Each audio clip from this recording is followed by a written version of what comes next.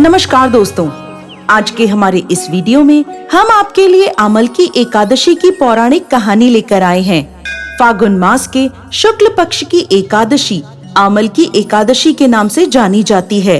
इसे फागुन शुक्ल एकादशी भी कहा जाता है। इस दिन आंवले के पेड़ की पूजा की जाती है। ऐसा माना जाता है कि एकादशी के दिन आंवले के पेड़ में भगवान विष्णु का वास होता है। इस अवसर पर देवी लक्ष्मी की भी पूजा की जाती है। सभी एकादशियों में आमल की एकादशी का विशेष महत्व है। इस तिथि के महत्व को बताते हुए भगवान श्री कृष्ण ने गीता में कहा है, मैं वृक्षों में पीपल तथा तिथियों में एकादशी हूँ। एकादशी तिथि मनुष्यों के लिए कल्याणकारी है।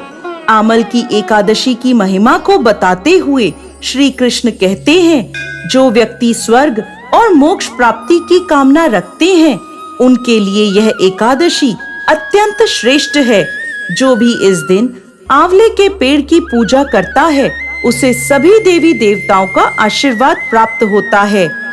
आमल की एकादशी की इस कथा के संदर्भ में एक राजा की कथा का उल्लेख मिलता है, जो पूर्व जन्म में एक शिकारी था। एक बार आमल की एकादशी के दिन जब सभी लोग मंदिर में एकादशी का व्रत करके भजन और पूजन कर रहे थे, तब मंदिर में चोरी के उद्देश्य से वह मंदिर के बाहर छुपकर बैठा था। मंदिर में चल रही पूजा अर्चना देखते हुए वो लोगों के जाने का इंतजार कर रहा था। अगले दिन सुबह हो जाने पर शिकारी घर चला गया। इस तरह अनजाने में शिकारी से आमल की एकादशी का व्रत हो गया।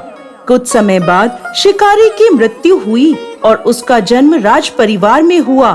आमल की एकादशी की पौराणिक कथा के अनुसार भगवान विष्णु की नाभि से ब्रह्मा जी की उत्पत्ति हुई थी।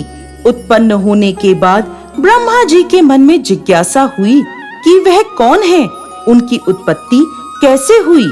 इस प्रश्न का उत्तर जानने के लिए ब्रह्मा जी पर ब्रह्म की तपस्या करने लगे।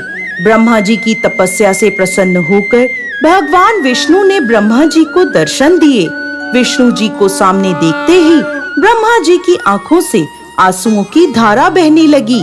ब्रह्मा जी के आंसू भगवान विष्णु के चरणों पर गिरने लगे और उनके आंसुओं से आमल की यानी आंवले का वृक्ष उत्पन्न हुआ।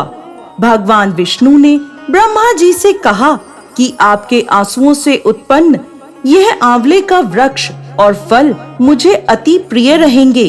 जो भी आमल की एकादशी के दिन आंवले के वृक्ष की पूजा करेगा, उसके सारे पाप समाप्त हो जाएंगे और व्यक्ति मोक्ष प्राप्ति का अधिकारी होगा।